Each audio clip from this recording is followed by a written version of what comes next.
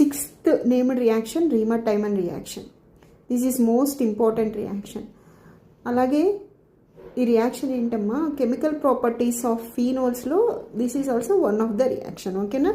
First నేను phenol తీసుకున్నా.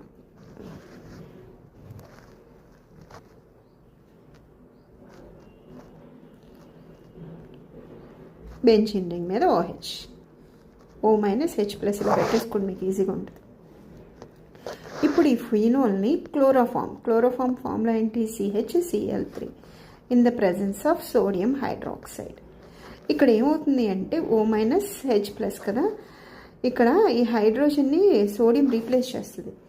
So ఇక్కడ ఏం ఫామ్ అవుతుంది, ఇందాడ ఎలా అయితే మనం కోల్ బేస్లో సోడియం ఫీనేట్ ఫామ్ అయిందో ఇక్కడ కూడా సోడియం ఫీనేట్ ఫామ్ అవుతుంది. అలాగే in the presence of chloroform కదా, ఇక్కడ ఈ CHCl3 in the presence of sodium hydroxide aldehyde గ్రూప్గా మారుతుంది. సో ఇక్కడ this one is sodium salt of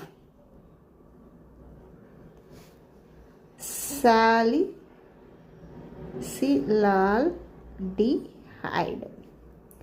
ఇప్పుడు నేను ఈ సోడియం సాల్ట్ ఆఫ్ సాలిసిలాల్డిహైడ్ని యాసిడ్ ప్రెజెన్స్లో రియాక్షన్ చేసాం. రియాక్షన్ చేసినప్పుడు ఏమవుతుంది, ఈ Na+ బయటకు వచ్చేస్తుంది. బయటికి వచ్చేసి ఈ H+ O దగ్గరికి వెళ్ళిపోతుంది. OH యాసిటీస్గా ఆర్థో పొజిషన్లో CHO గ్రూప్. CHO అంటే ఏంటి, aldehyde group. So this compound name is salicylaldehyde.